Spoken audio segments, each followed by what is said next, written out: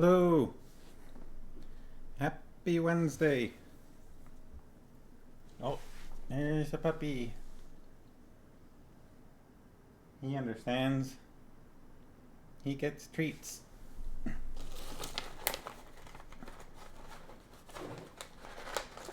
I can actually. There we go. A long day of copy editing. Yes, he is ready for snacks. If I'm gonna spend time over here at the computer, he better get snacks as compensation. Isn't he? Oh, doing a stretch on it with a toy. Any more? Any more snacks?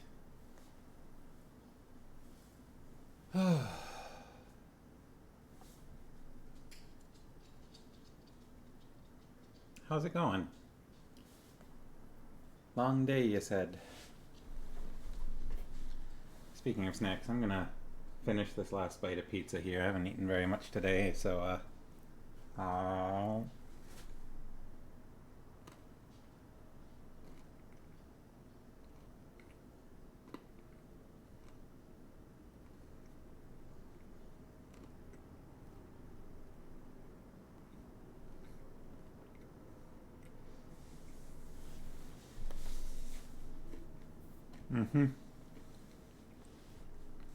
I know, this isn't that kind of stream. I'm hungry. Hi, Sharkies. Good timing. I definitely don't have a mouthful of pizza right now. Almost done. Maybe slightly too big a bite, and I'm also a slow eater in general.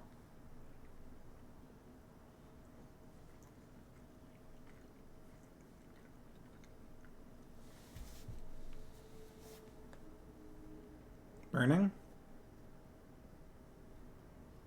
Did I say something that sounded like burning? I mean, I probably did burn the roof of my mouth just a little bit. I did not say that, but I probably did do that a little. How are the Sharkies on this fine Wednesday evening?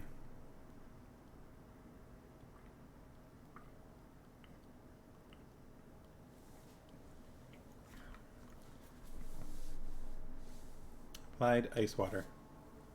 Pretty average. The days are getting shorter. Sun's going down. Or the Earth's coming up, as the popular theory has it.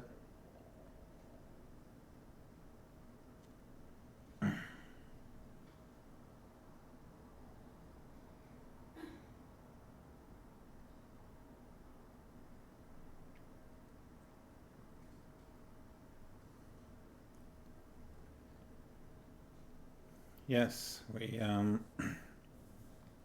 full-time school, though just 3 days this week because of the holiday. And oh, so that's what they did with the Pro D Day. Because I had heard that there was going to be a Pro D Day on Monday, and then the whole day of mourning for Queen Elizabeth, so I guess they just did both? Is that what happened?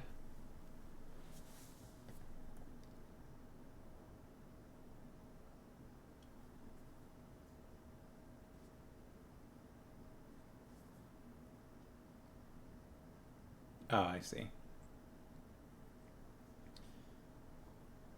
Yeah, I guess the Pro D Day I had heard about was from Kamloops. So, definitely a different district.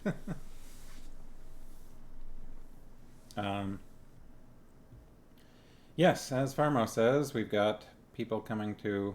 We're going to have. Oh, I see. We've got people coming to look at our house on Friday.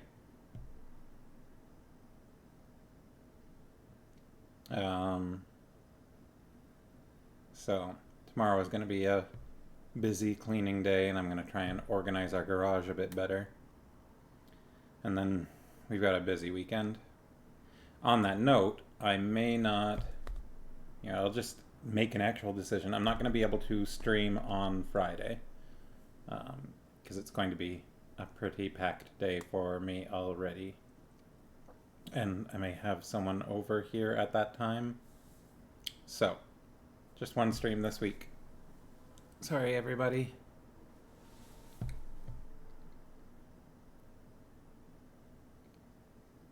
And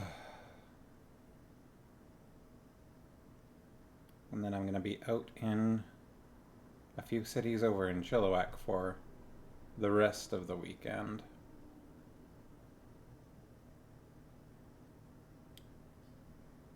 Forgive me. Thank you. I deserve this. Both ways.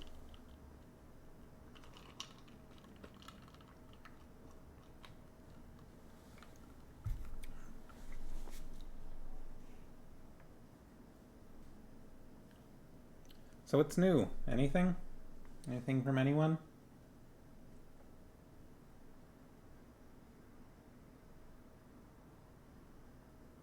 Yeah, Farmhouse is all kinds of school now.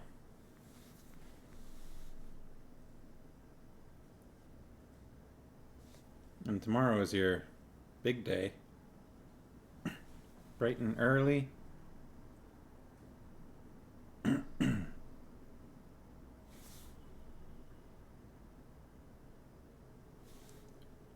Statistics programming language. I know you're excited for it, but it sounds pretty boring.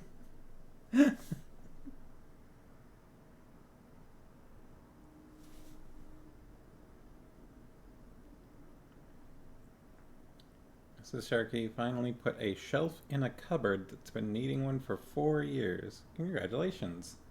Does that feel very satisfying to have that done?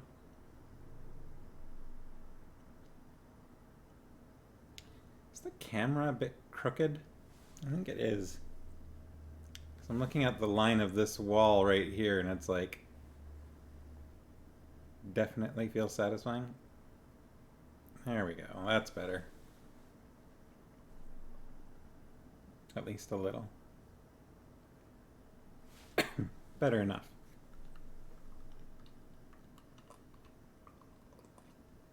It's the cupboard that holds your chips, potatoes, and it's been referred to as the carb board. Nice. Started alphabetizing your fiction books for the first time ever.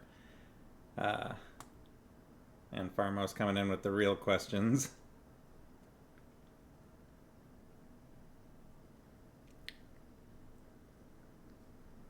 Also, do you still keep like series together if you're doing that? And if so, how does that affect your organization?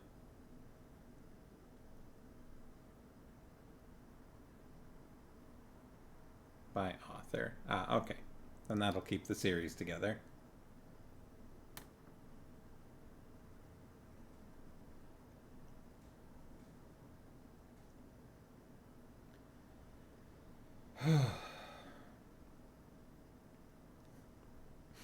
Parmos approves. I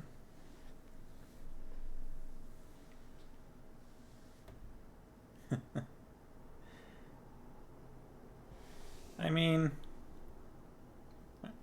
for your own personal collection, I don't think that that's exactly a sin. They're your books, so as long as you can find them.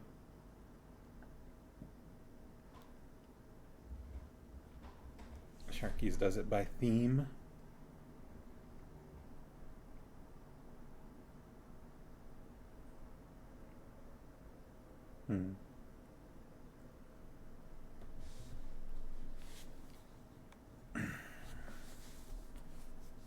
So,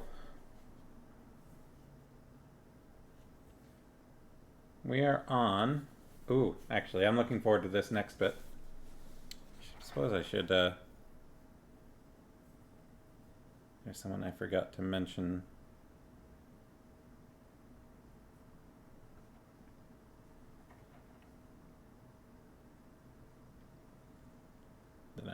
streaming.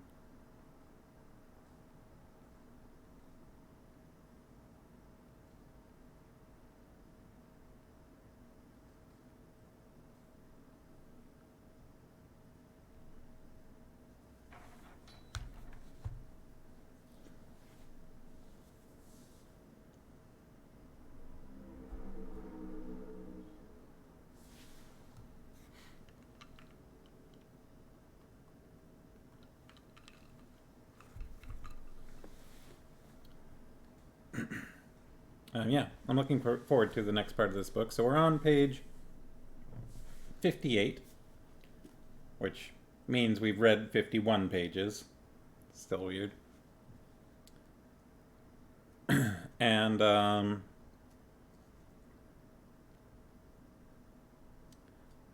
last time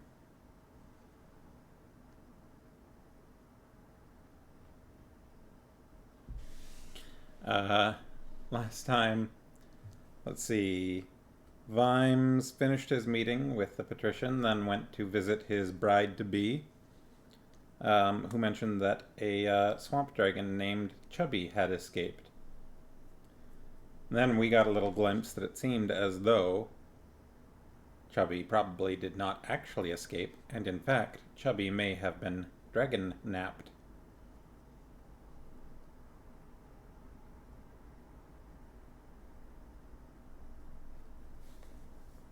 That's interesting, Sharkies.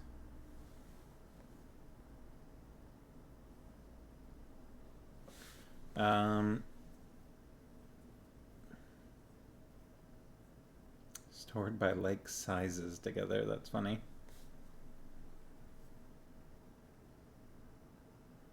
Going to the NYPL real quick.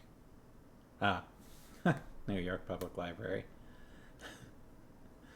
I know we were literally talking about it, but just my brain tried to sort that some other way. I was trying to figure out, was that some code for feeding cats or something? It's like a cuter version of compact storage.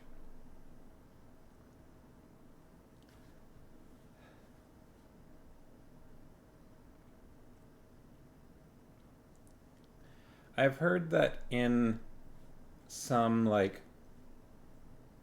Amazon warehouses, they have a method of storing things where employees just go through the shelves, scan the item, scan wherever they're putting it, and put it into random bins throughout all of the rows of shelves.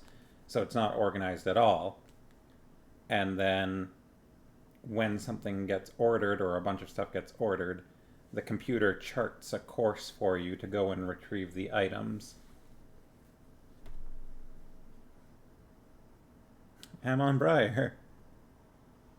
Did I miss the... I definitely did. Party of 3. Hey, Amon. How's it going? Thank you for the raid. What do we got here? J. Jimmy? What were you guys up to? What was your stream doing? I have not quite gotten started on actually reading, but we're going to be continuing Men at Arms by Sir Terry Pratchett. Check out the amazing cover art. We're about just over 50 pages in. We've read 51 pages of this book so far. We're technically on page 58, but it started on page 7 for some reason. Read the first few chapters of The Whisperer in Darkness. I see. Very nice. And how has that been?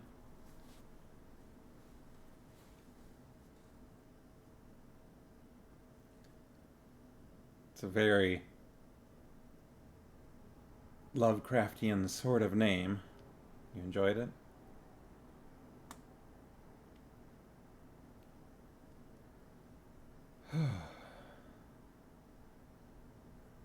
Yeah, I'm doing alright. I'm a little tired today, but I'm doing okay. Getting through, you know.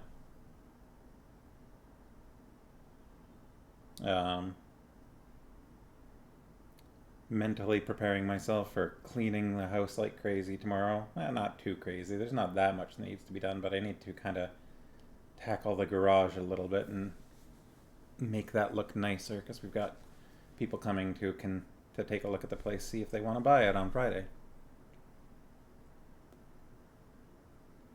Yeah. So last time we read, a swamp dragon had been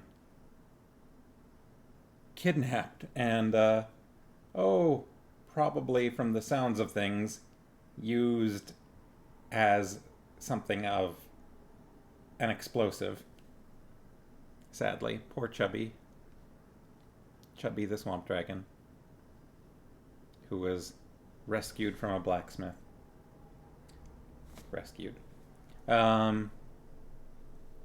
There was an explosion at the Assassin's Guild, and Vimes and some of the other guards rushed to see what was going on, where they were told they were not allowed inside the guild hall because guild halls follow guild laws in the city of Ankh-Morpork. Once you are inside the guild, you are following their laws, so they don't need to let guards inside. But they did demand to see the guild master. And Lance Constable Angua followed a little strange doggy down an alleyway.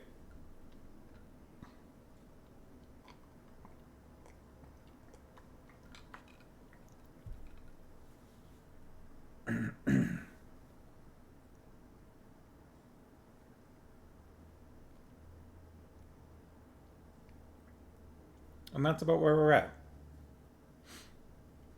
So, without further ado, why don't I get into it, huh? So, in my copy, we're on page 58.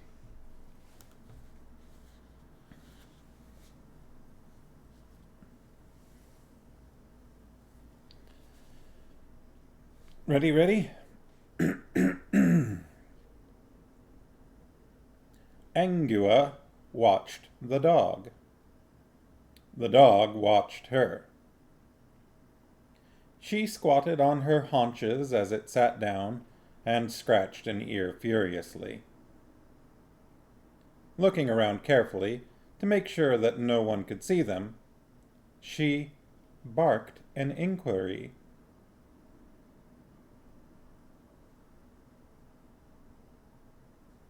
Gotta get some food. All right.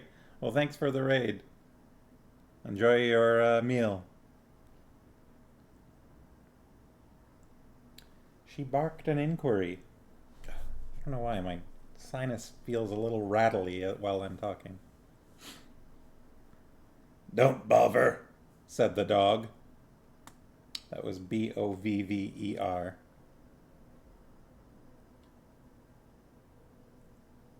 You can talk? Huh. That don't take much intelligence, said the dog. And it don't take much intelligence to spot what you are, neither. Angua looked panicky. Where does it show? It's the smell, girl. Didn't you learn nothing? Smelled you a mile orf. I thought, oh ho, what's one of them doing in the watch, eh? Angua waved a finger wildly. If you tell anyone... The dog looked more pained than normal. No one would listen, it said. Why not?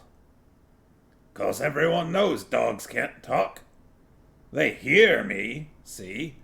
But unless things are really tough, they just think they're thinking to themselves. The little dog sighed. Trust me, I know what I'm talking about. I've read books. Well, chewed books. It scratched an ear again. Seems to me, it said, we could help each other. In what way? Well, you could put me in the way of a pound of steak. That does wonders for my memory, steak. Makes it go clean away. Angua frowned. People don't like the word blackmail, she said. It ain't the only word they don't like, said the dog. Extortionist stuff. Take my case now. I've got chronic intelligence. Is that any use to a dog? Did I ask for it? Not me. I just finds a cushy spot to spend my nights along the high-energy magic building at the university. No one told me about all this bloody magic leaking out the whole time. Next thing I know, I open my eyes, head starts fizzing like a dose of salt, so, thinks I, here we go again. Hello, abstract conceptualizing. Intellectual development, here we come. What bloody use is that to me? Last time it happened, I ended up saving the world from horrible wasp names from the dungeon dimensions. And did anyone say thanks? What a good dog. Give him a bone. Har har. It held up a threadbare paw. My name's Gaspode. Something like this happens to me just about every week. Apart from that, I'm just a dog. Angua gave up. She grasped the moth-eaten limb and shook it. My name's Angua. You know what I am. Forgotten it already, said Gaspode.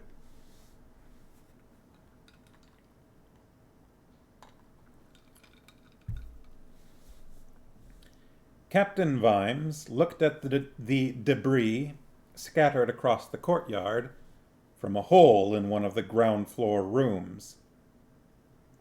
All the surrounding windows had broken, and there was a lot of glass underfoot. Mirror glass. Of course, assassins were notoriously vain, but mirrors would be in rooms, wouldn't they? You wouldn't expect a lot of glass outside. Glass got blown in, not out. He saw Lance Constable Cuddy bend down and pick up a couple of pulleys attached to a piece of rope, which was burned at one end. There was a rectangle of card in the debris. The hairs on the back of Vimes' hand prickled. He sniffed rankness in the air. Vimes would be the first to admit that he wasn't a good copper, but he'd probably be spared the chore because lots of other people would happily admit it for him. There was a certain core of stubborn bloody-mindedness there which upset important people, and anyone who upsets important people is automatically not a good copper. But he'd developed instincts. You couldn't live on the streets of a city all your life without them. In the same way that the whole jungle subtly changes at the distant approach of the hunter, there was an alteration in the feel of the city. There was something happening here, something wrong, and he couldn't quite see what it was. He started to reach down. What is the meaning of this? Vimes straightened up. He did not turn around. Sergeant Colin, I want you to go back to the watch house with Nobby and Detritus, he said. Corporal Carrot and Lance Constable Cuddy, you stay with me. Yes, sir, said Sergeant Colin, stamping heavily and ripping off a smart salute to annoy the assassins. Vimes acknowledged it. Then he turned around. Ah, Dr. Cruces, he said. I assume that's how it's pronounced, C-R-U-C-E-S. I'm going to say Cruces. Cruces? I don't know. I might need more water.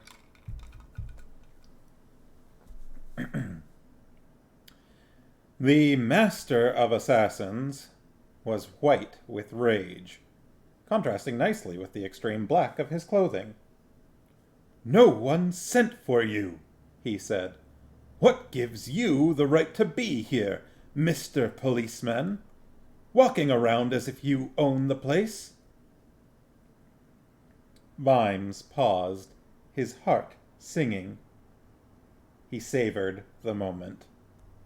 He'd like to take this moment and press it carefully in a big book, so that when he was old he could take it out occasionally and remember it.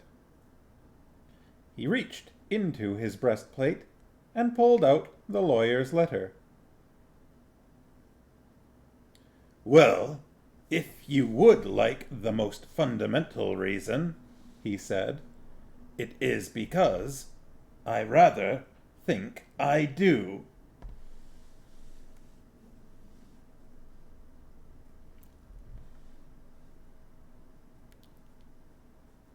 Cruces. Okay.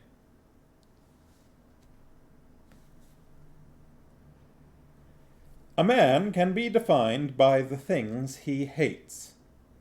There were quite a lot of things that Captain Vimes hated. Assassins were near the top of the list, just after kings and the undead. Is that the first time that we've heard of Vimes's... No, it must have come up in Guards. Vimes hating kings. It's got to have come up then, right?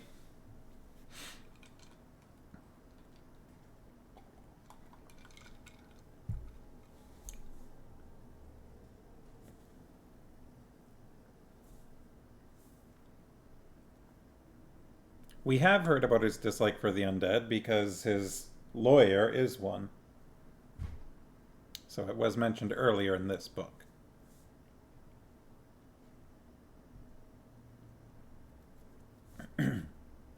He had to allow, though, that Dr. Cruces recovered very quickly. He didn't explode when he read the letter, or argue, or claim it was a forgery. He simply folded it up, handed it back, and said coldly, "I see. The freehold, at least." "Quite so. Could you tell me what has been happening, please?" He was aware of other senior assassins entering the courtyard through the hole in the wall. They were very carefully looking at the debris. Dr. Cruces hesitated for a moment. "Fireworks," he said. "What happened," said Gaspode, "was that someone put a dragon in a box right up against the wall inside the courtyard, right? And then they went and hid behind one of the statues and pulled a string, and next minute, bang!" "Bang?" "That's right. Then our friend nips into the hole for a few seconds, comes out, right? Comes out again, trots around the courtyard, and next minute there's assassins everywhere, and he's among 'em. What the hell? Another man in black. No one notices, see?" "You mean he's still in there?" "How do I know? Hoods and cloaks, everyone in black." "How come you were able to see this?" "Oh, I always nip into the Assassin's Guild on a Wednesday night. Mixed grill night, see?" Mixed grill night. Gaspode sighed at Angua's blank expression. "The cook always does a mixed grill of a Wednesday night. No one ever eats the black pudding. So, it's round the kitchen, see? Woof, woof, beg, beg. Who's a good boy, then? Look at the little bugger. He looks as though he understands every word I'm saying. Let's see what we've got here for a good doggy." He looked embarrassed for a moment. "Pride is all very well, but a sausage is a sausage," he said.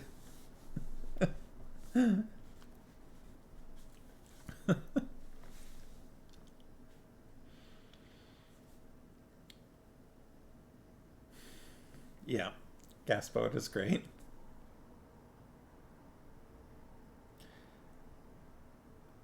Fireworks, said Vimes. Dr. Cruces looked like a man grasping a floating log in a choppy sea. Yes, fireworks. Yes, for Founders' Day. Unfortunately, someone threw away a lighted match which ignited the box. Dr. Cruces suddenly smiled. My dear Captain Vimes, he said, clapping his hands, much as I appreciate your concern, I really— They were stored in that room over there, said Vimes. Yes, but that's of no account. Vimes crossed to the hole in the wall and peered inside.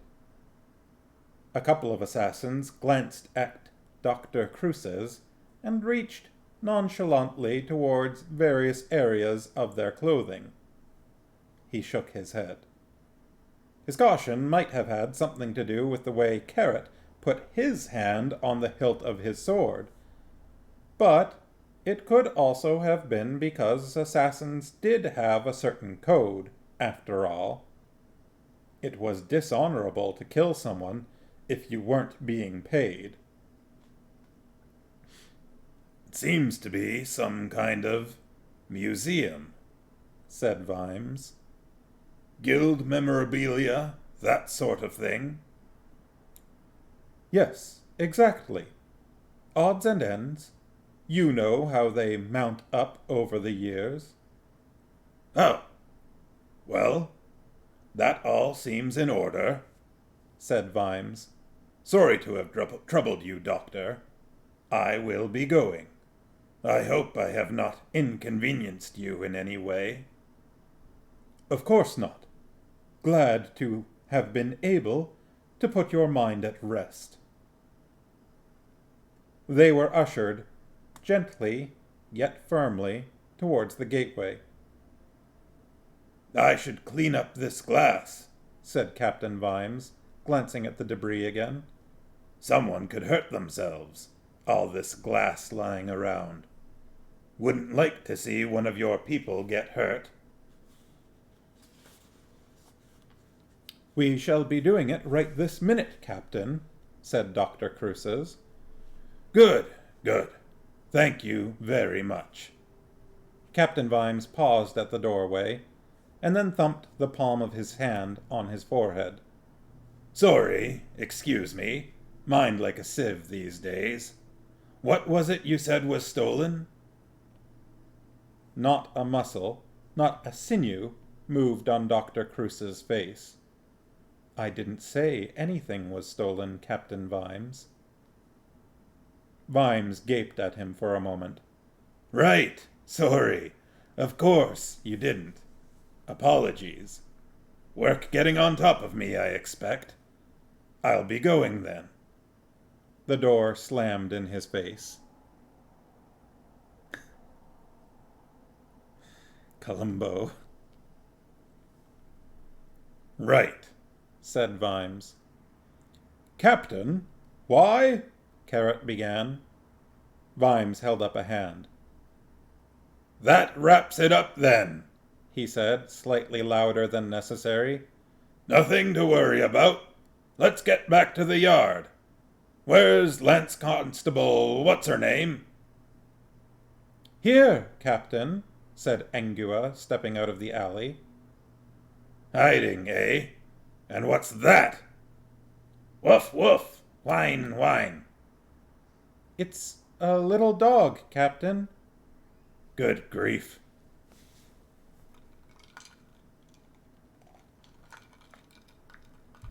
The clang of the big, corroded inhumation bell echoed through the Assassin's Guild. Black-clad figures came running from all directions, pushing and shoving in their haste to get to the courtyard. The Guild Council assembled hurriedly outside Dr. Cruces' office. His deputy, Mr. Downey, knocked tentatively at the door. "Come." The council filed in. Cruces' office was the biggest room in the building. It always seemed wrong to visitors that the Assassin's Guild had such light, airy, well-designed premises, more like the premises of a gentleman's club than a building where death was plotted on a daily basis.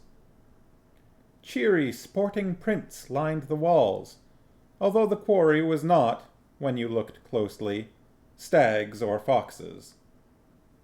There were also group etchings, and, more recently, new-fangled iconographs of the guild, rows of smiling faces on black-clad bodies, and the youngest members sitting cross-legged in front, one of them making a face.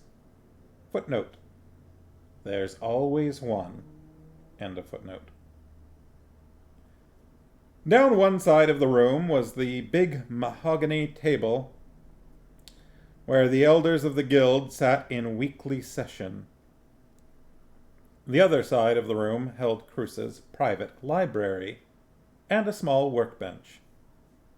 I bet his library is alphabetized.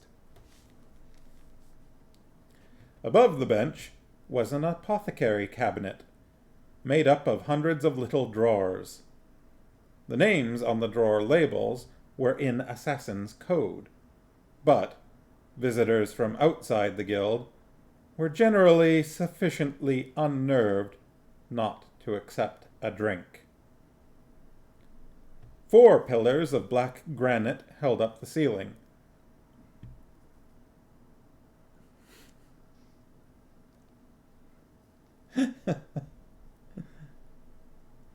Well, is there?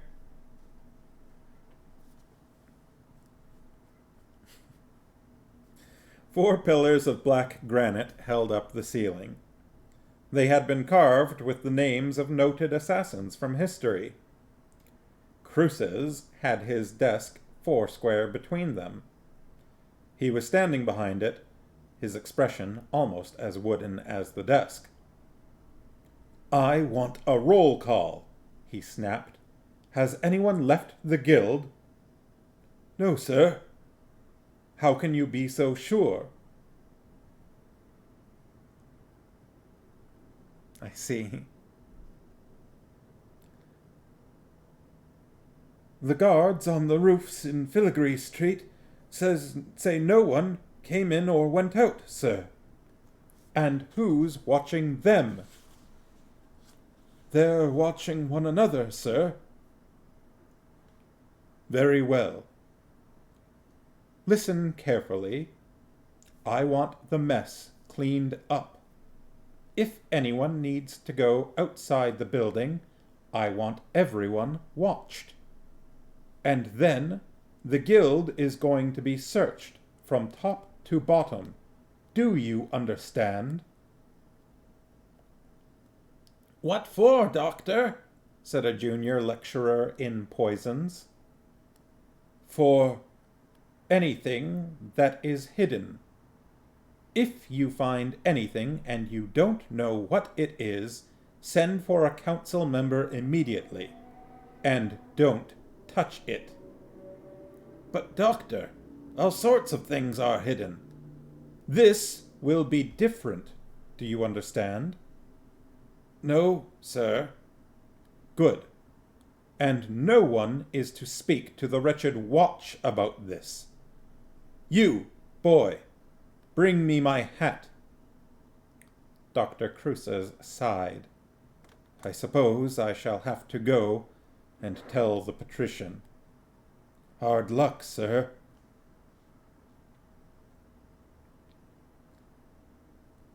The captain didn't say anything until they were crossing the brass bridge. "Now then, Corporal Carrot," he said, "you know how I've always told you how observation is important." "Yes, Captain. I have always paid careful attention to your remarks on the subject." "So, what did you observe?" "Someone smashed a mirror. Everyone knows assassins like mirrors. But If it was a museum, why was there a mirror there?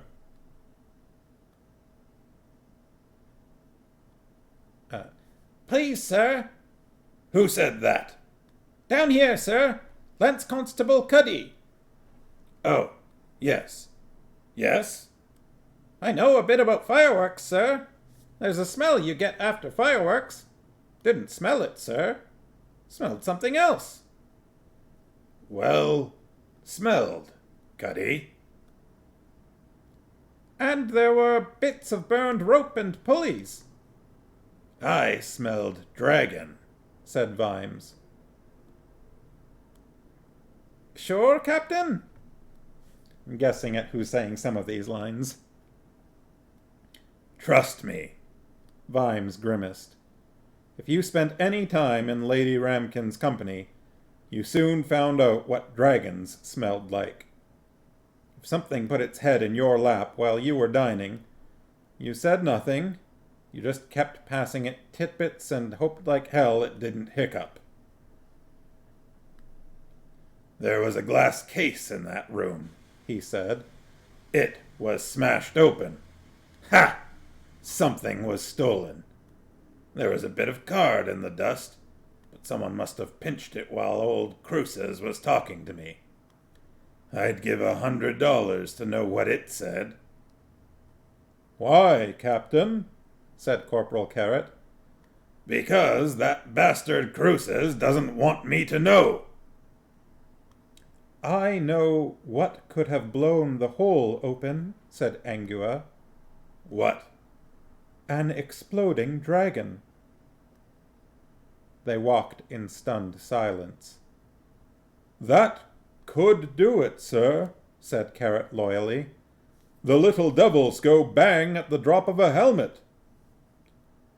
Dragon, muttered Vimes. What makes you think it was a dragon, Lance Constable Angua?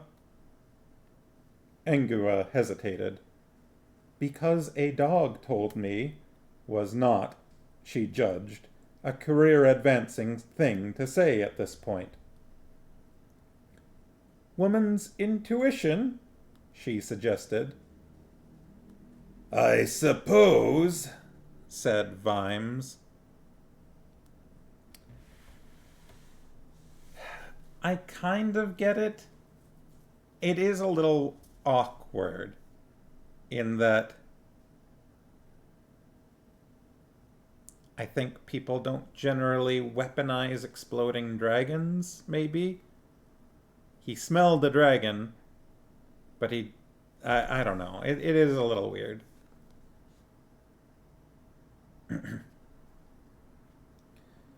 I suppose, said Vimes, you wouldn't hazard an intuitive guess as to what was stolen? Angua shrugged. Carrot noticed how interestingly her chest moved. Carrot. Something the assassins wanted to keep where they could look at it, she said. Oh, yes, said Vimes. I suppose next you'll tell me this dog saw it all. Woof!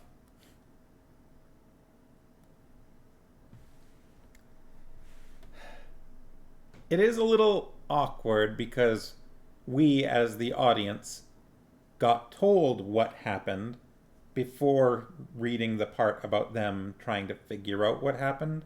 So it probably seems a little more obvious in that regard because we already know, right? So why can't they figure it out? But yeah, it's not.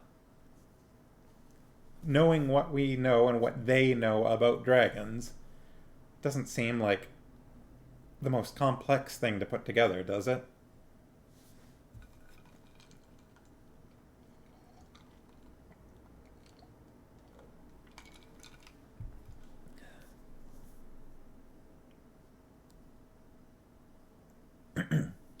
Edward Death drew the curtains, bolted the door, and leaned on it. It had been so easy. He'd put the bundle on the table. It was thin and about 4 feet long. He unwrapped it carefully, and there it was. It looked pretty much like the drawing, typical of the man, a whole page full of meticulous drawings of crossbows, and this in the margin, as though it hardly mattered. It was so simple. Why hide it away? Probably because people were afraid. People were always afraid of power. It made them nervous. Edward picked it up, cradled it for a while, and found that it seemed to fit his arm and shoulder very snugly. "You're mine." And that, more or less, was the end of Edward the Eighth. Something continued for a while, but what it was, and how it thought, wasn't entirely human. It was nearly noon. Sergeant Colin had taken the new recruits down to the archery butts in Butt's Treat.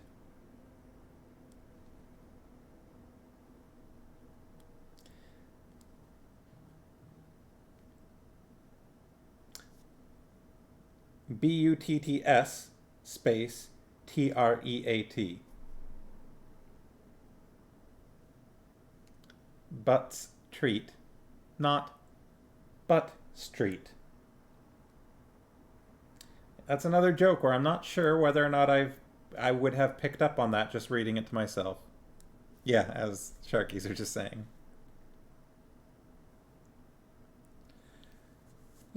That's what, the second or third in this book. At least of things that I'm only noticing because I'm reading them out loud. Vimes went on patrol with Carrot. He felt something inside him bubbling over. Something was brushing the tips of his corroded, but nevertheless still active, instincts, trying to draw attention to itself. He had to be on the move. It was all that Carrot could do to keep up.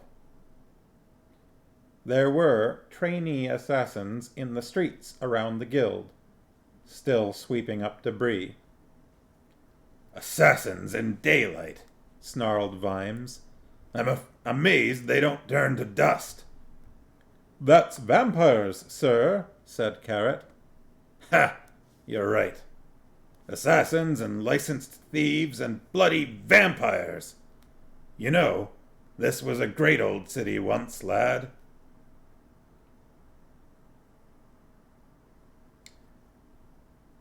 Unconsciously, they fell into step, proceeding. "When we had kings, sir?" "Kings? Kings? Hell, no!"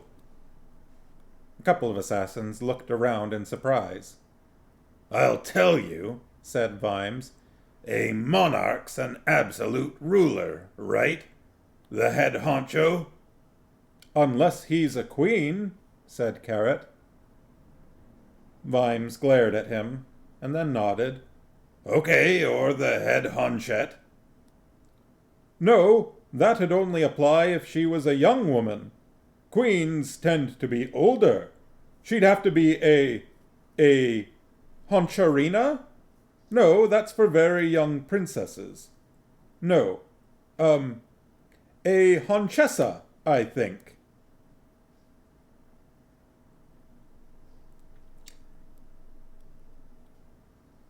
Vimes paused. There was something in the air in this city, he thought. If the Creator had said, "Let there be light," in Ankh-Morpork, he'd have got no further because of all the people saying, "What color?"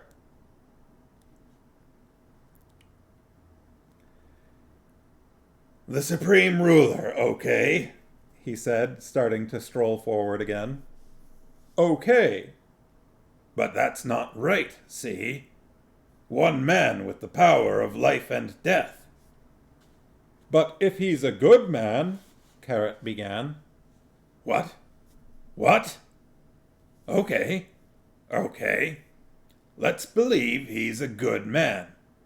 But his second in command, is he a good man too? You'd better hope so. Because he's the supreme ruler too, in the name of the king. And the rest of the court, they've got to be good men. Because if just one of them's a bad man, the result is bribery and patronage. The patrician's a supreme ruler, Carrot pointed out. He nodded at a passing troll. Good day, Mr. Carbuncle. But he doesn't wear a crown or sit on a throne, and he doesn't tell you it's right that he should rule, said Vimes. I hate the bastard, but he's honest. Honest like a corkscrew. Even so, a good man as king. Yes, and then what? Royalty pollutes people's minds, boy. Honest men start bowing and bobbing just because someone's granddad was a bigger murdering bastard than theirs was. Listen, we probably had good kings, once. But kings breed other kings. And blood tells, and you end up with a bunch of arrogant, murdering bastards, chopping off queens' heads and fighting their cousins every 5 minutes. And we had centuries of that. And then, one day a man said, "No more kings!"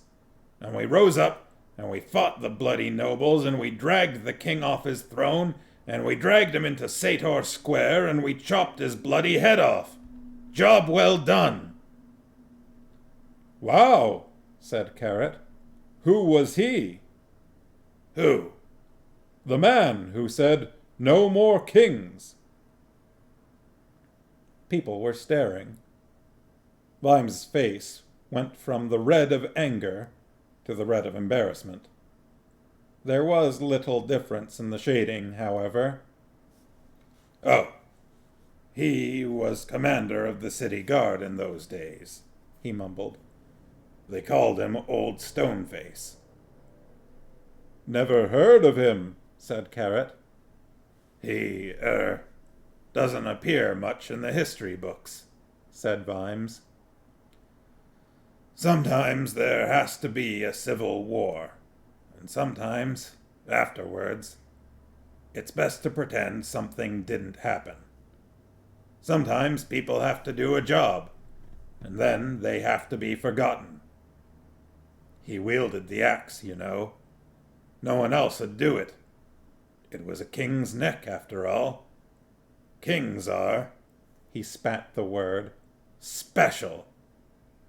Even after they'd seen the private rooms and cleaned up the bits. Even then, no one would clean up the world. But he took the axe and cursed them all and did it. What king was it? Said Carrot. Lorenzo the Kind, said Vimes distantly.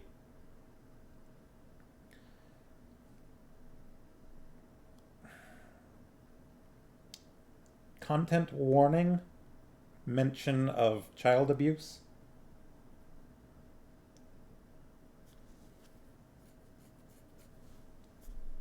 I've seen his picture in the Palace Museum, said Carrot. A fat old man, surrounded by lots of children. Oh, yes, said Vimes carefully. He was very fond of children.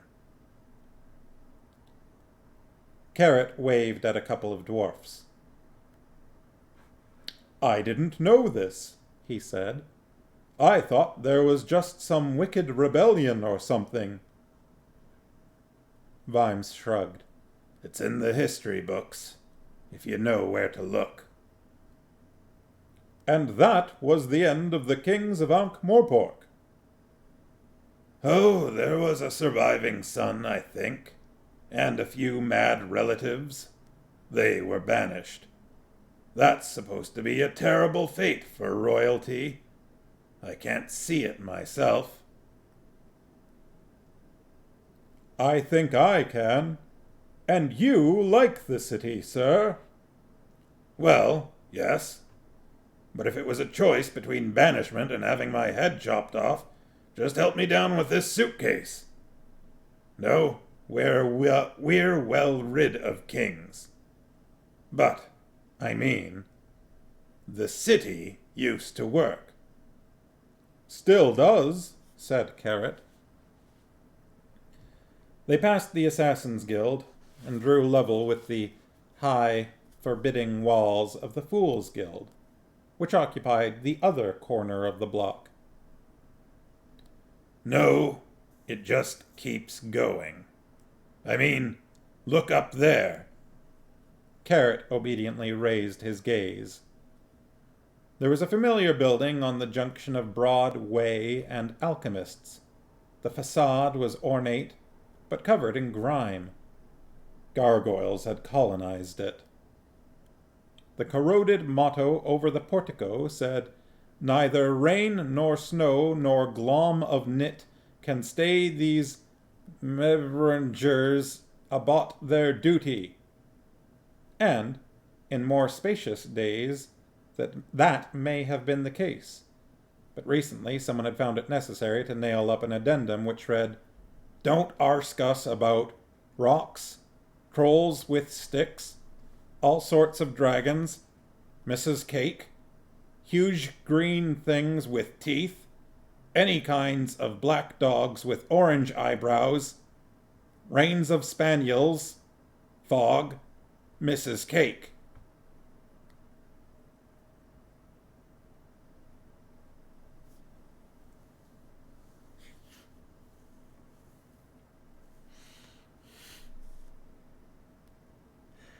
I really want to know about black dogs with orange eyebrows.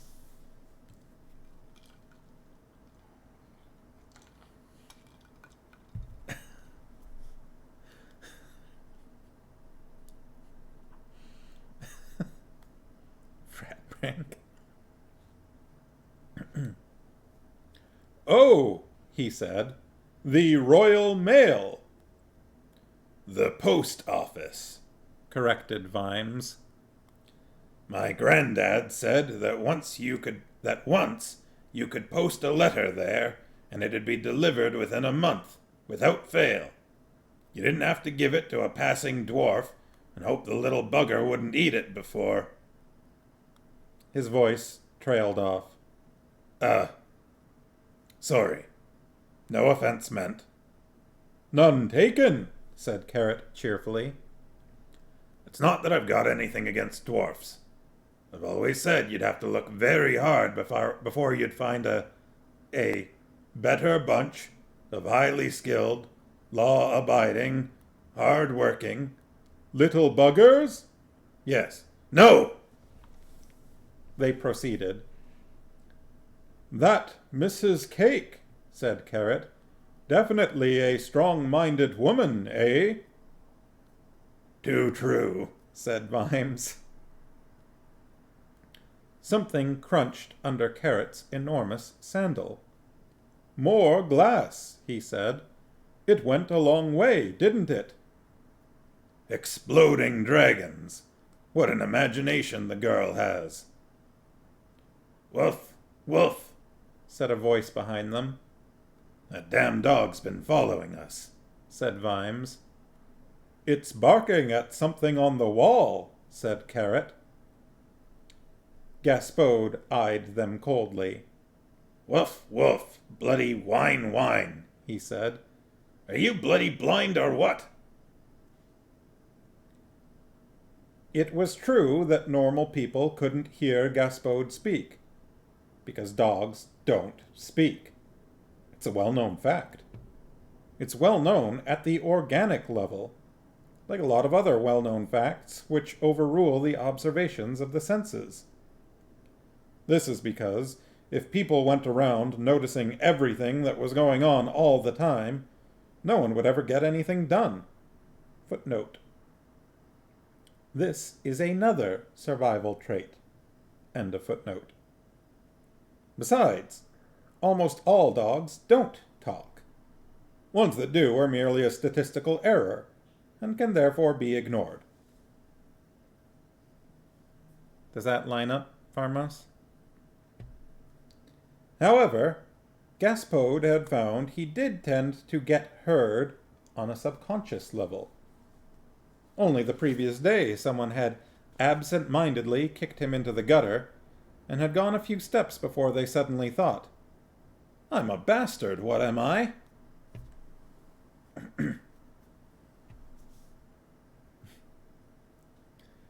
"There is something up there," said Carrot. "Look! Something blue, hanging off that gargoyle." Woof, woof, woof! Would you credit it? Vimes stood on Carrot's shoulders and walked his hand up the wall, but the little blue strip was still out of reach. The gargoyle rolled a stony eye towards him. "Do you mind?" said Vimes. "It's hanging on your ear." With a grinding of stone on stone, the gargoyle reached up a hand and unhooked the intrusive material. "Thank you. Don't dent on it." Vimes climbed down again. "You like gargoyles, don't you, Captain?" said Carrot, as they strolled away. "Yep. They may only be a kind of troll, but they keep themselves to themselves and seldom go below the first floor, and don't commit crimes anyone ever finds out about. My type of people." He unfolded the strip. It was a collar, or, at least, what remained of a collar. It was burnt at both ends. The word "chubby" was just readable through the soot. "The devils," said Vimes. "They did blow up a dragon."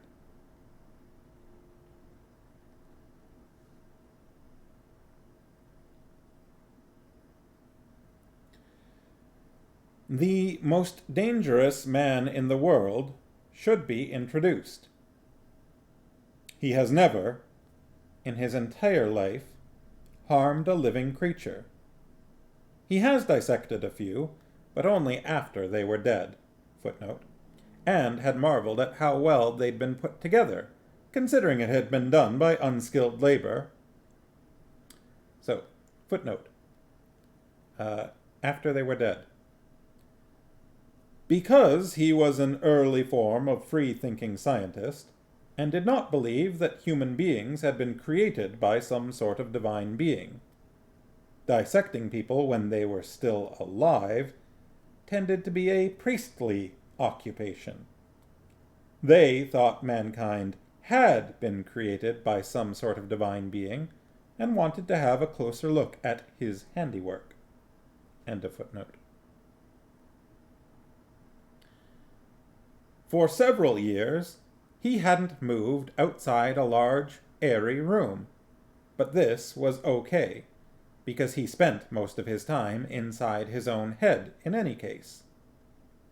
There's a certain type of person it's very hard to imprison.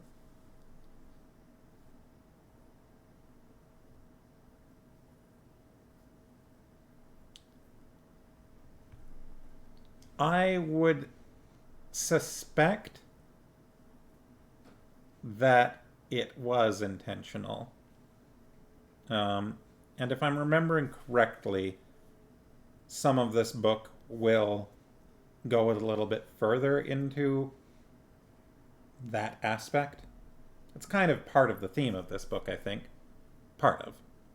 A smaller part, maybe. But also remember, I mean, he does write, the witches' books. I don't know if you've ever heard of Tiffany Aching. But I think that Sir Terry did try to keep that sort of thing in mind. So a lot of times you'll see him, like in this book, for example, you see Angua not getting a lot of respect. And you can also see that she's aware of it.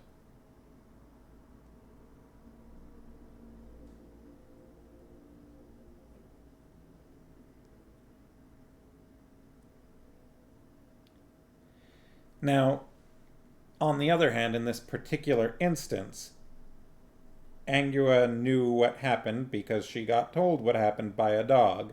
And then when she got asked why, she said she thought a dragon exploded. And when they asked why she thought that, she couldn't tell them why she actually thought that, right? She thought that because she was told a dragon exploded. She couldn't say that she was told, so she just said it was intuition. So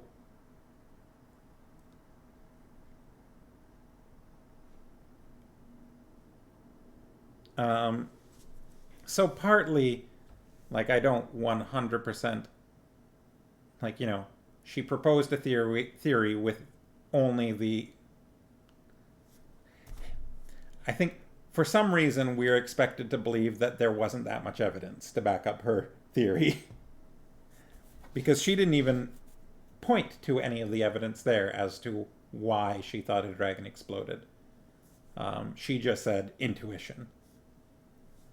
So, I don't know. It is sort of a weird instance.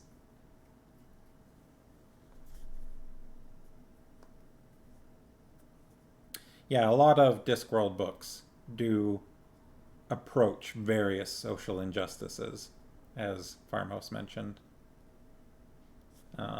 Especially in the Guard series. Not just, but definitely throughout. Because not all of his books do that sort of thing, but... Excuse me.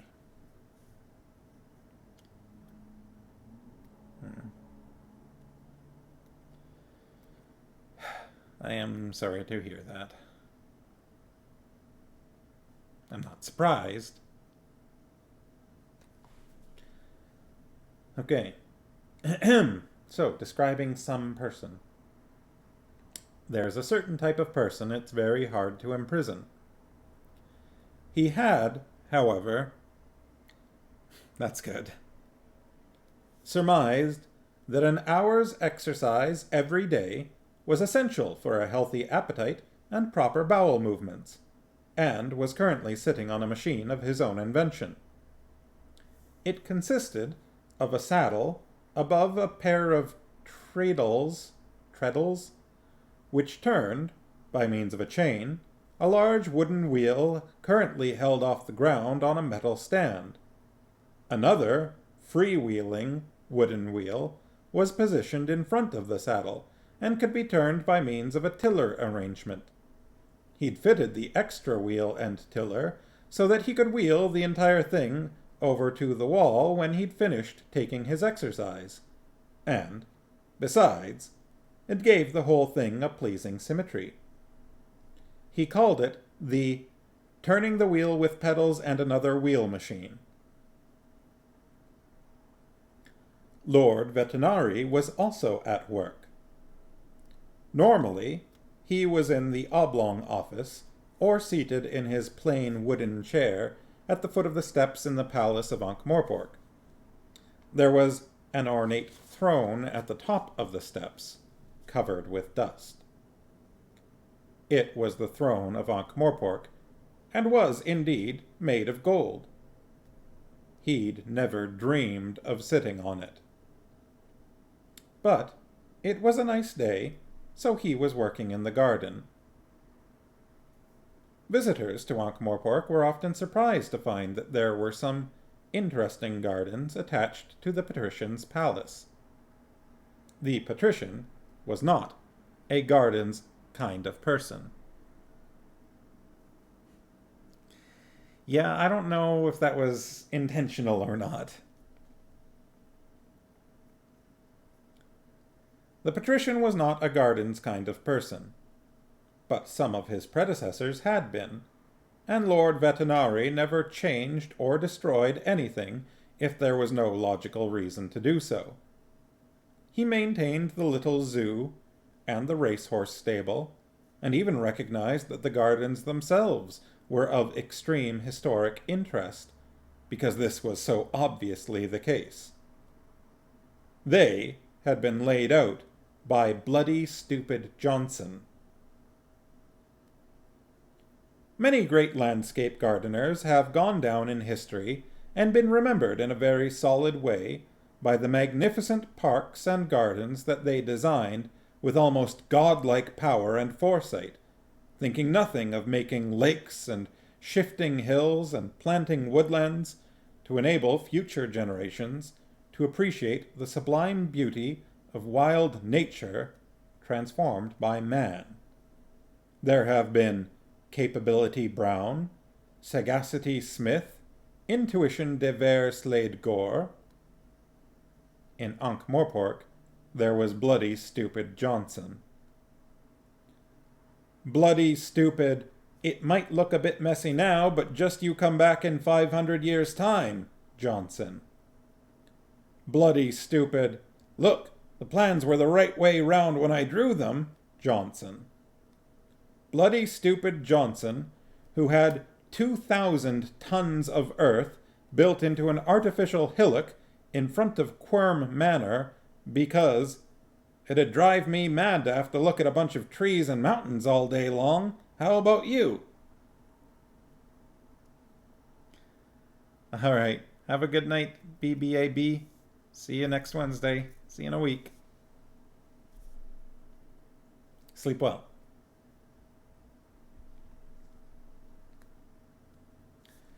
The Ankh-Morpork Palace grounds were considered the high spot, if such it could be called, of his career. For example, they contained the ornamental Trout Lake, 150 yards long, and, because of one of those trifling errors of notation that were such a distinctive feature of Bloody Stupid's designs, 1 inch wide. It was the home of one trout, which was quite comfortable provided it didn't try to turn around, and had once featured an ornate fountain, which, when first switched on, did nothing but groan ominously for 5 minutes, and then fire a small stone cherub 1,000 feet into the air. It contained the ho-ho, which was like a ha-ha, only deeper. A ha-ha is a concealed ditch and wall designed to allow landowners to look out across rolling vistas without getting cattle and inconvenient poor people wandering across the lawns. Under Bloody Stupid's errant pencil, it was dug 50 feet deep and had claimed 3 gardeners already. The maze was so small that people got lost looking for it. But the patrician rather liked the gardens, in a quiet kind of way. He had certain views about the mentality of most of mankind, and the gardens made him feel fully justified. Piles of paper were stacked on the lawn around the chair. Clerks renewed them or took them away periodically. There were different clerks. All sorts and types of information flowed into the palace, but there was only one place where it all came together, very much like strands of gossamer coming together in the center of a web.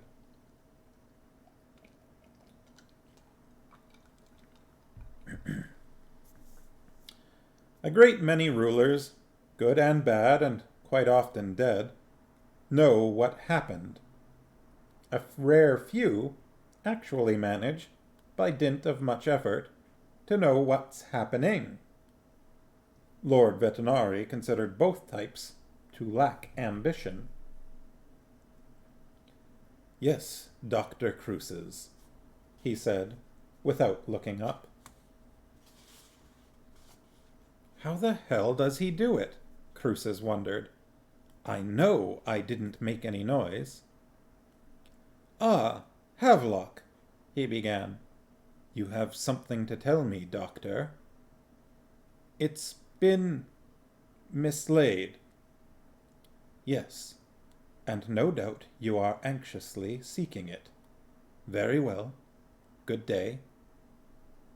The patrician hadn't moved his head the whole time. He hadn't even bothered to ask what it was. He bloody well knows, thought Cruces. How is it you can never tell him anything he doesn't know? Lord Vetinari put down a piece of paper on one of the piles and picked up another. You are still here, Dr. Cruces. I can assure you, my lord, that I'm sure you can. I'm sure you can. There is one question that intrigues me, however. My lord, why was it in your guild house to be stolen? I had been given to understand it had been destroyed. I'm quite sure I gave orders. This was the question the assassin had been hoping would not be asked. But the patrician was good at that game. We, that is, my predecessor, thought it should serve as a warning and an example. The patrician looked up and smiled brightly. Capital, he said. I have always had a great belief in the effectiveness of examples. So, I am sure you will be able to sort this out with minimum inconvenience all round. Certainly, my lord, said the assassin glumly. But noon began. Noon in Ankh-Morpork took some time, since 12 o'clock was established by consensus. Generally, the first bell to start was that one in the Teachers' Guild, in response to the universal prayers of its members. Then the water clock on the Temple of Small Gods would trigger the big bronze gong. The black bell in the Temple of Fate struck once, unexpectedly, but by then the silver pedal-driven carillon, C-A-R-I-L-L-O-N, in the Fool's Guild would be tinkling, the gongs, bells, and chimes of all the guilds and temples would be in full swing, and it was impossible to tell them apart.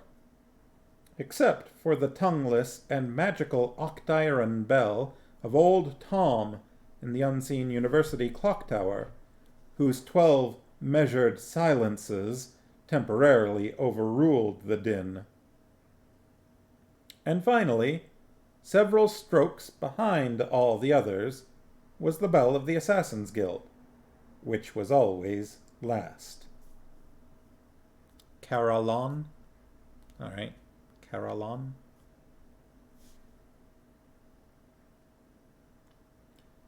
Beside the patrician, the ornamental sundial chimed twice and fell over.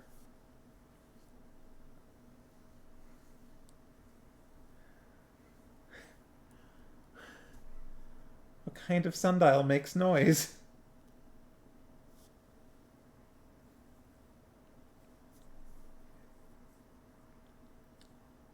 You were saying, said the patrician mildly. Captain Vimes, said Dr. Cruces. He's taking an interest.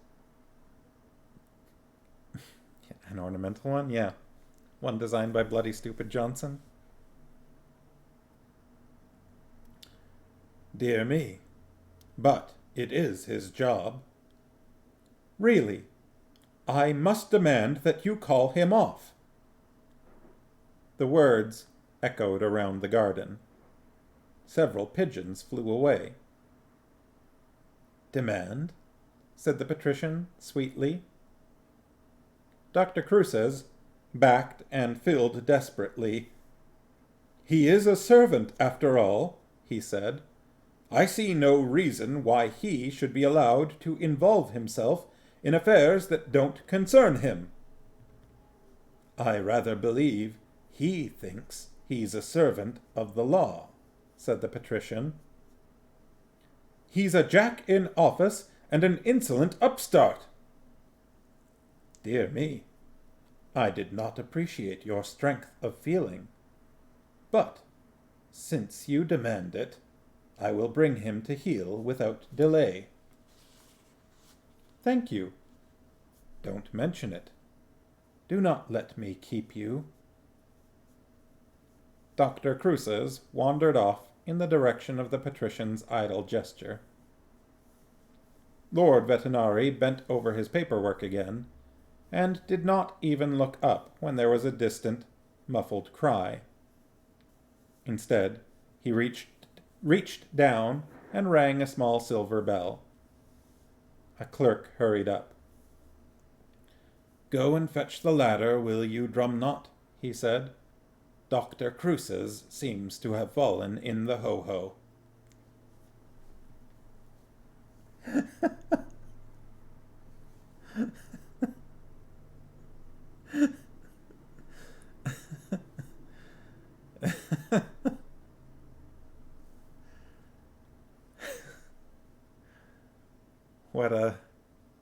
What a line that is. Dr. Cruces seems to have fallen in the ho-ho.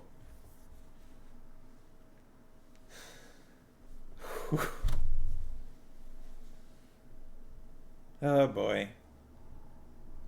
Let me see how long this next scene is.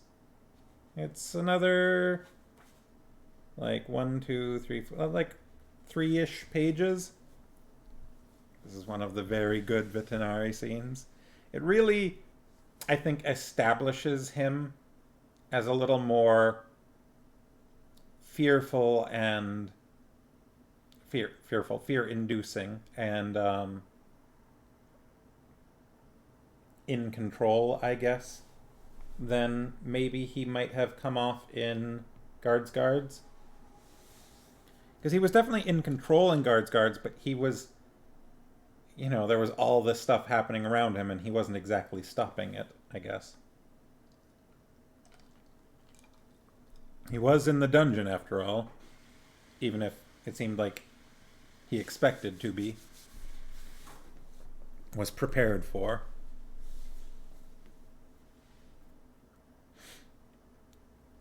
I think I'm going to read this next scene and then call it there for the night, because I am feeling a little rattly and a little sleepy. The back door to the dwarf Bjorn Hammerhawk's workshop lifted off the latch and creaked open. He went to see if there was anyone there, and shivered. He shut the door. "Bit of a chilly breeze," he said to the room's other occupant. "Still, we could do with it." The ceiling of the workshop was only about 5 feet above the door. That was more than tall enough for a dwarf. "Ow," said a voice that no one heard. Hammerhawk looked at the thing clamped in the vise and picked up a screwdriver. "Ow. Amazing," he said.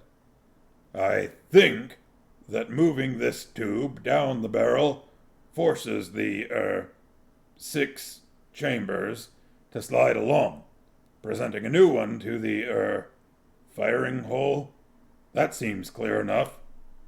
The triggering mechanism is really just a tinderbox device. The spring here has rusted through. I can easily replace that. You know," he said, looking up, "this is a very interesting device. With the chemicals and the tubes and all. Such a simple idea. Is it a clown thing? Some kind of automatic slapstick?" He sorted through a bin of metal offcuts to find a piece of steel, and then selected a file. "I'd like to make a few sketches afterwards," he said. About 30 seconds later, there was a pop and a cloud of smoke. Bjorn Hammerhawk picked himself up, shaking his head. "That was lucky," he said. "Could have been a nasty accident there."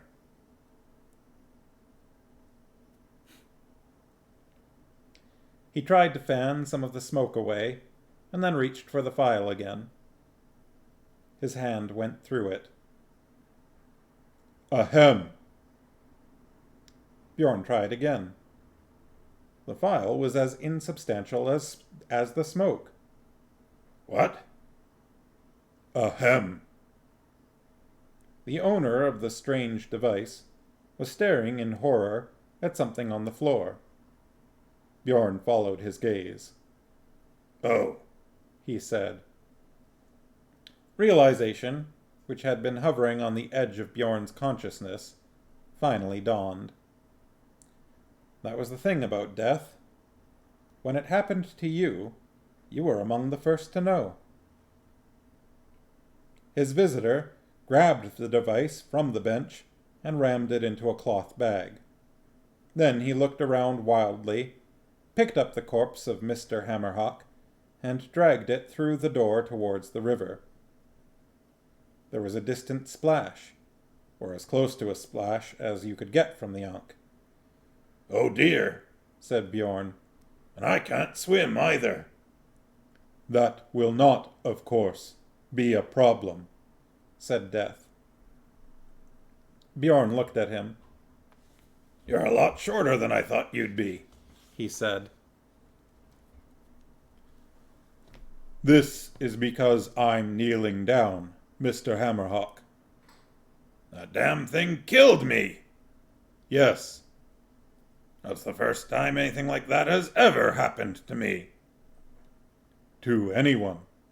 But not, I suspect, the last time. Death stood up. There was a clicking of knee joints. He no longer cracked his skull on the ceiling. There wasn't a ceiling anymore. The room had gently faded away. There were such things as dwarf gods. Dwarfs were not a naturally religious species, but in a world where pit props could crack without warning and pockets of fire damp could suddenly explode, they'd seen the need for gods as the sort of supernatural equivalent of a hard hat. Besides, when you hit your thumb with an 8-pound hammer, it's nice to be able to blaspheme. It takes a very special and strong-minded kind of atheist to jump up and down with their hand clasped under their other armpit and shout, "Oh, random fluctuations in the space-time continuum!" Or, "Arg, primitive and outmoded concept on a crutch!"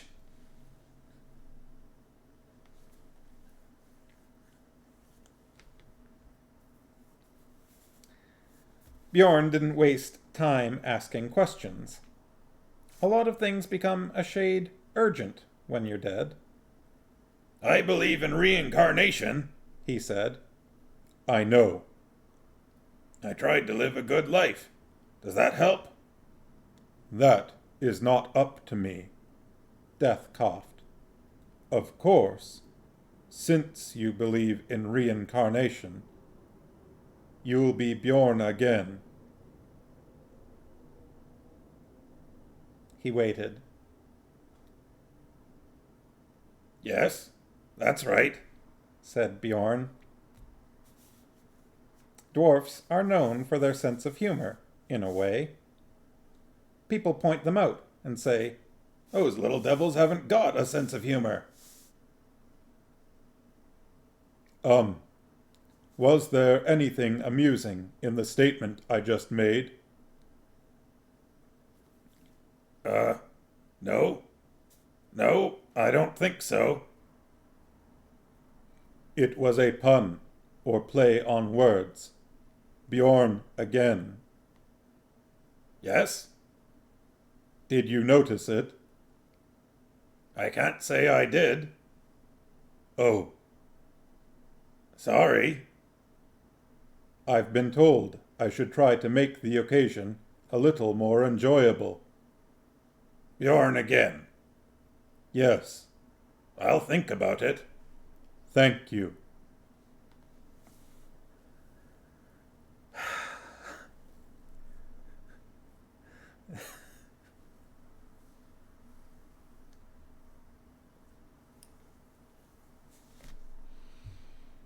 I thought it was pretty funny.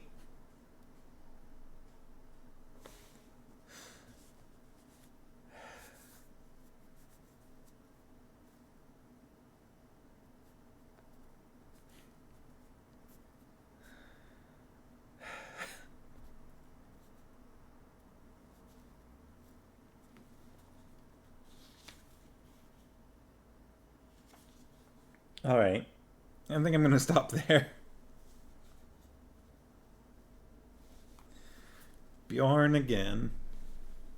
Because he believes in reincarnation. Wow.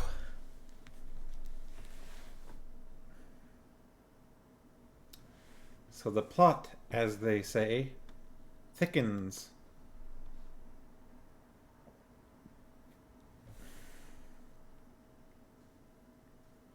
I feel like we're learning more about Vimes in this book than we did in Guards Guards.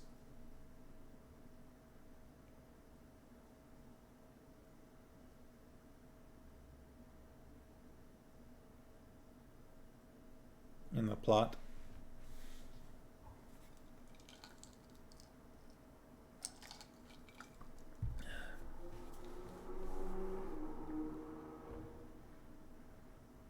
I felt like Guards Guards had a few moments that showed off Vimes' personality a bit, but it was still very introductory. Vimes is so far more talkative in this book, more just reacting to events in the last. Yeah, I think that's probably... We got a sense of his sense of justice in the previous book. Like, he got pretty upset about the people that had been vaporized by the dragon. And, you know, we got some scenes of him being a little bashful or what have you. But, yeah, he was definitely reacting to a lot of events in that and sort of on the go in that regard.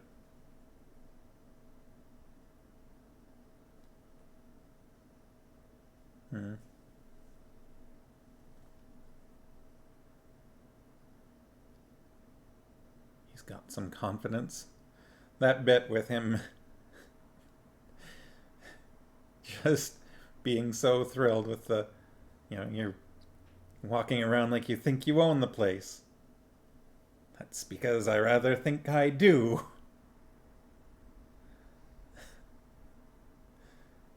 That was pretty good. Less bleak. Yeah, he does seem... He's maybe a little pissed off at parts, but less bleak is probably mostly true.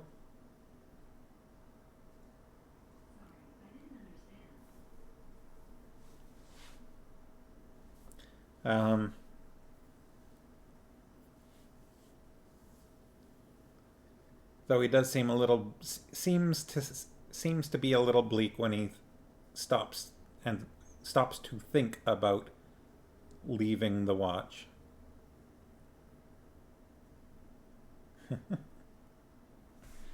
If I called Binabik? Oh, I hear a click, click, click.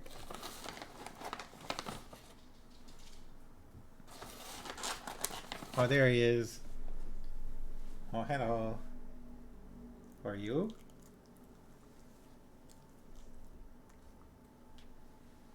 Yes.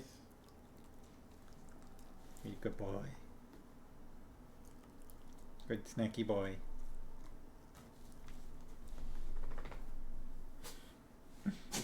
Oh, Gesundheit.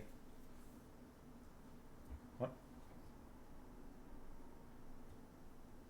Big stretch. Doggy yoga. Alright, well. Yup.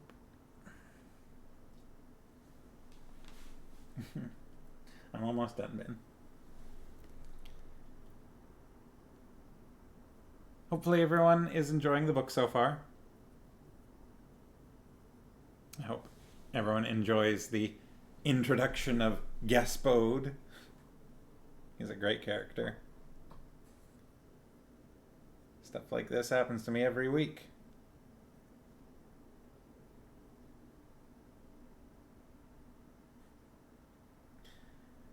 Gaspode is definitely a recurring character in Ankh-Morpork. Is this Farmos? Because Gaspode talked about, just the other day I, saved the world from boss names from the dungeon dimension or whatever. That was his first appearance? Okay. I definitely am not good at keeping the books in order outside of their respective series.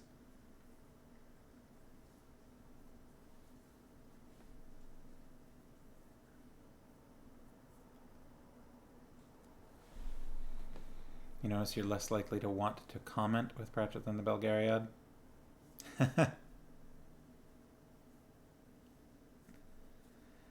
Yeah, that's understandable. And also,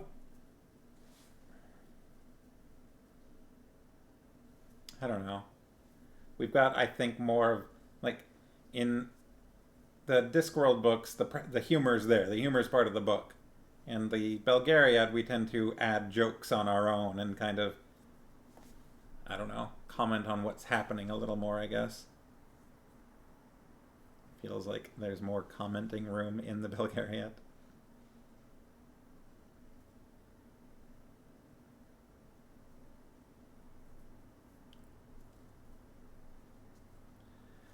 Alright, well, I hope everyone has a good rest of the week and weekend. Yeah.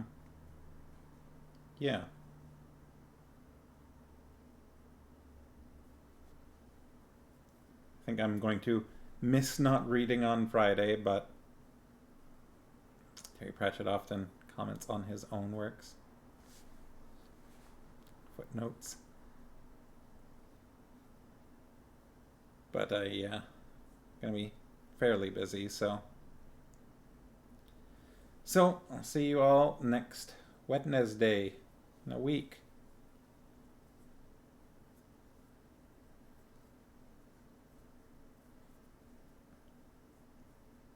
Alright. Until Wednesday.